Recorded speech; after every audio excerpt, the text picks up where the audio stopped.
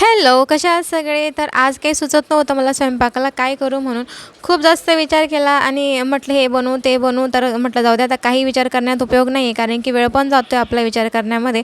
म्हणून झटपट मी इकडे उडदाची डाळ घेतली करायला, कारण तिला कुकरला लावली का पटकन 2-3 शिट्ट्यांमध्ये शिजून जाते आणि प्लस तिला फक्त आपल्याला फोडणी द्यायची असते. त्यामुळे म्हटलं चला पटकन आपण तेच करूयात. उडदाची डाळ आणि चवीला पण छान लागते, टेस्टी असते. मग मी ती करायला घेतली, पोळ्या पण लाटून घेतल्या. म्हटलं चला आता इतर काम करूयात. घरकामसुद्धा थोडे बाकी होते, म्हणजे घर वगैरे स्वच्छ करायचं होतं, स्वच्छ झाडून वगैरे घेतलं. त्यानंतर मी इकडे जेवण केलं. मस्तपैकी असं ताट लावलं माझं, पापड वगैरे त्याच्यासोबत छान लागतो.